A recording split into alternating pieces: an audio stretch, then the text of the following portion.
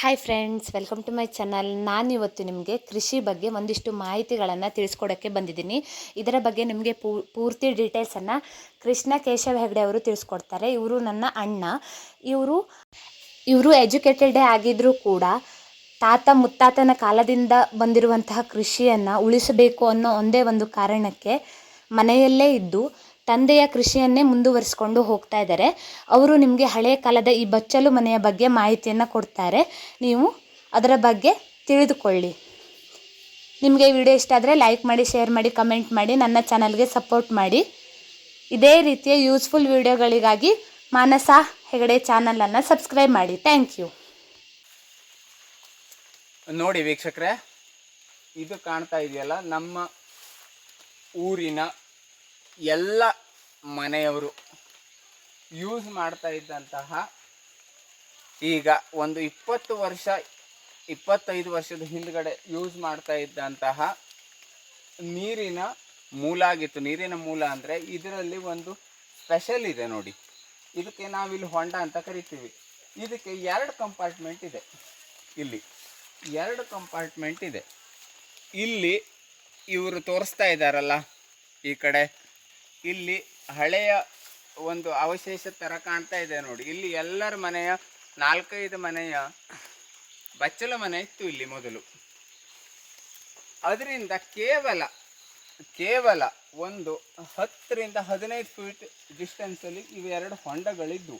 ಇದಕ್ಕೆ 2 ಕಂಪಾರ್ಟ್ಮೆಂಟ್ ಇತ್ತು. ಸುತ್ತಲೂ ನೋಡಿ ಕಲ್ಲಿನ ರಚನೆ ಕಾಣ್ತಾ ಇದೆ ನಿಮಗೆ, ಕಲ್ಲು. ಇದರಲ್ಲಿ ಆ ಕಂಪಾರ್ಟ್ಮೆಂಟಲ್ಲಿ ಎಲ್ಲರೂ ಸುತ್ತಲೂ ಬಟ್ಟೆಯನ್ನು ವಾಶ್ ಮಾಡ್ತಾ ಇದ್ರು.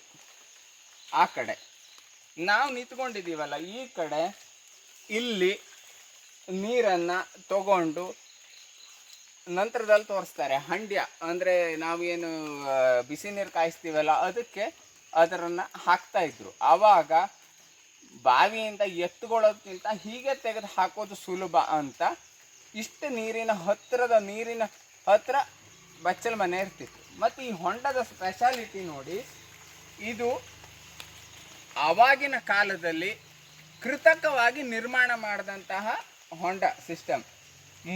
ಮಧ್ಯಗಡೆ ಈಗ ಪೂರ್ತಿ ಪಾಳು ಬಿದ್ದು ಹೋಗಿದೆ. ಮಧ್ಯ 2 ಕಂಪಾರ್ಟ್ಮೆಂಟು, ಸುತ್ತಲೂ ಕಲ್ಲು ಹಾಕಿದ್ದಾರೆ. ಕೆಳಗಡೆ 3 ಫೂಟ್ ಅಷ್ಟೇ ಡೆಪ್ತ್ ಇದೆ, ಆಳ 2.5 ರಿಂದ 3 ಫೂಟ್ ಅಷ್ಟೇ ಆಳ ಇದೆ. ಇದರ ಕೆಳಗಡೆ ಹಲಗೆಯನ್ನು ಹಾಕಿದ್ದಾರೆ. ನೀರು ಭಾಳ ಅಂದರೆ ಭಾಳ ಕ್ಲೀನ್ ಇತ್ತು. ಇದು ಆ್ಯಕ್ಚುಲಿ ಇಲ್ಲಿ ಯಾವುದೇ ಒರತೆ ಆಗಲಿ ಅಥವಾ ನೀರಿನ ಮೂಲ ಇಲ್ಲ. ಇದಕ್ಕೆ ಮೇಲ್ಗಡೆಯಿಂದ ನೈಸರ್ಗಿಕ ನೀರು ಹೊರದು ಬರುತ್ತೆ. ಹೊರದು ಬಂದು ಇಲ್ಲಿ ತುಂಬುತ್ತೆ. ತುಂಬಿದ ನಂತರ ಹೆಚ್ಚಾಗಿದ್ದು ಇಲ್ಲಿ ತೋಟಕ್ಕೆ ಅಥವಾ ಈ ಕಡೆ ಒಂದು ಕಾಲುವೆ ಸಿಸ್ಟಮ್ ಇದೆ, ಇದರಲ್ಲಿ ಹೋಗುತ್ತೆ ನೋಡಿ. ಇದರಲ್ಲಿ ಆವಾಗಲಿಂದನೂ ಸೇಫ್ಟಿ ಲೆಕ್ಕಕ್ಕೆ ಒಂದು 2.5 ರಿಂದ 3 ಫೂಟ್ ಮಾತ್ರ ಆಳ ಇಟ್ಟಿದ್ದಾರೆ. ಅಂದರೆ ತಾಯಿ ಯಾವಾಗ ಮಗುವಿನ ಅವರಾಗೆ ಸ್ನಾನ ಮಾಡ್ಕೊಂಡು ಬರುವಷ್ಟು ದೊಡ್ಡ ಆದಲ್ಲಿ ಬಂದರೂ ಸಹಿತ ಅವ್ರು ಮುಳುಗಬಾರ್ದು. ಸಣ್ಣ ಮಗು ಶಿಶು ಇದ್ದಾಗ ಇವರೇ ಸ್ನಾನ ಮಾಡಿಸ್ತಾರೆ. ಅವರೇ ನಡೆದಾಡಿ ಬಂದು ಸ್ನಾನ ಮಾಡೋ ಟೈಮಲ್ಲೂ ಅವ್ರು ಏನಾದರೂ ಕಾಲು ಜಾರಿ ಬಿದ್ದರೆ ಮುಳುಗಬಾರ್ದು. ಆ ಥರದ್ದೊಂದು ಸೆಕ್ಯೂರಿಟಿ ಪರ್ಪಸ್ಸಿಗೂ ಇರ್ಬೋದು. 2.5 ರಿಂದ 3 ಫೂಟ್ ಒಳಗಡೆ, ಅಂದರೆ ಜಸ್ಟ್ ಅಷ್ಟು ಡೆಪ್ತ್ ಇದೆ ಮಾತ್ರ. ಆವಾಗ ಯಾವುದೇ ನಮ್ಮ ಕಡೆ 30 ವರ್ಷದ ಹಿಂದೆ ಆಗಲಿ ಕರೆಂಟ್ ಇರಲಿಲ್ಲ, ನೀರನ್ನು ಈ ಥರ ಪಂಪಲ್ಲಿ ಲಿಫ್ಟ್ ಮಾಡೋ ಸಿಸ್ಟಮ್ಮೇ ಇರಲಿಲ್ಲ ನೋಡಿ. ನಂತರ ನಾವೆಲ್ಲ ಒಂದು 7ನೇ ತರಗತಿ ಆಗೋಲೆ ತನಕ ಸಾಮಾನ್ಯ ಇಲ್ಲೇ ಸ್ನಾನ ಮಾಡಿ ಹೋಗ್ತಿದ್ವಿ. ಈಗೆಲ್ಲ ಹೊಸ ಆಧುನಿಕ ಪದ್ಧತಿಗಳು ಬಂದಿದ್ದಾವೆ. ನೆಕ್ಸ್ಟ್ ನೋಡೋಣ. ನೆಕ್ಸ್ಟ್ ಬಂದ ಕ್ರಮ ಅಂದರೆ ಏನು, ನಾವು ತೋಟದಲ್ಲಿ ಇರುವಂತಹ ಬಚ್ಚಲ ಮನೆಯನ್ನು ಬಿಟ್ಟು ನೆಕ್ಸ್ಟ್ ಬಂದಿದ್ದು ಈ ಹಂಡ್ಯ ಮೆಥಡ್. ಅಂದರೆ ಈ ಥರದ ಹಂಡ್ಯ ಇರ್ತಿತ್ತು. ಇದರಲ್ಲಿ ಈ ಥರದ ಒಲೆ, ಈ ಥರದ ಓಪನ್ ಒಲೆ ಸಿಸ್ಟಮ್. ಅಂದರೆ ಇದರೊಳಗೆ ಜಾಸ್ತಿ ಕೊಟ್ಟಿಗೆ ಏನು ಯೂಸ್ ಆಗ್ತಿತ್ತು. ಈ ಥರದ ಒಲೆಯ ಮೆಥಡಿಗೆ ಬಂದ್ವಿ. ನೆಕ್ಸ್ಟ್ ತೋರಿಸ್ತೀವಿ. ಮೊದಲೆಲ್ಲ ನೋಡಿದ್ರಲ್ಲ ವೀಕ್ಷಕರೇ, ಈಗ ತೋಟದ ಬಚ್ಚಲಿಂದ ಹಂಡ್ಯ ಬಚ್ಚಲ್ ಸಿಸ್ಟಮ್ ತೋರಿಸಾಯಿತು. ಇದು ನೋಡಿ ಈಗ ನಡೀತಾ ಇರುವಂತಹ ಬಾಯ್ಲರ್ ಸಿಸ್ಟಮ್. ಇದು ಆ್ಯಕ್ಚುಲಿ ಸ್ಟೇನ್ಲೆಸ್ ಸ್ಟೀಲ್ ಬರುತ್ತೆ. ಇದು ನಮ್ದು ಇದು ಡಬಲ್ ಕೋಟೆಡ್. ಇಲ್ಲಾಂದರೆ ಇದಕ್ಕೆ ಹೊರಗಡೆ ಒಂದು ಕಟ್ಟೆಯನ್ನು ಕಟ್ತಾರೆ, ಇಲ್ಲಾಂದರೆ ಹೀಟ್ ಜನರೇಟ್ ಆಗುತ್ತಲ್ಲ, ಅವಾಗ ತಾಗದಾಗ ಉರಿ ಬೀಳುತ್ತೆ ಅಂತ. ಇದರಲ್ಲಿ ನೋಡಿ ಈ ತರ ಒಲೆಗೆ ಬೆಂಕಿ ಹಚ್ಚಲಿಕ್ಕೆ ಒಂದು ಬಾಗಿಲು ಸಿಸ್ಟಮ್ ಇರುತ್ತೆ. ಇದರಲ್ಲಿ ನಾವು ಬೆಂಕಿಯನ್ನ ಹಾಯಿಸಿ ನೀರು ಕಾಯಿಸಿದಾಗ ನಮಗೆ ಅತಿ ಕಡಿಮೆ ಕಟ್ಟಿಗೆ ಸಾಕು, ಪ್ಲಸ್ ಅತಿ ಕಡಿಮೆ ಸ್ಮೋಕ್ ಅಂದ್ರೆ ಹೊಗೆಯನ್ನು ಅತಿ ಕಡಿಮೆ ಆಗಿಬಿಡುತ್ತೆ ಇದು.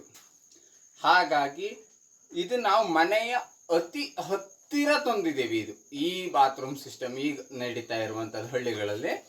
ಇದು ಸ್ಮೋಕ್ ಕೂಡ ತೀರಾ ಕಡಿಮೆ ಇರುತ್ತೆ ಹಳೆ ಪದ್ಧತಿಗೆ ಹೋಲಿಸಿದಾಗ. ಈಗ ನಾವೇನು ಹಂಡ್ಯಾ ಸಿಸ್ಟಮ್ ತೋರಿಸಿದೀವಲ್ಲ ಅಥವಾ ತೋಟದಲ್ಲಿರುವಂಥ ಬಚ್ಚಲಿ ಇದೆಯಲ್ಲ, ಅದರಲ್ಲಿ ಉರುವಲು ಜಾಸ್ತಿ ಬೇಕಾಗ್ತಿತ್ತು.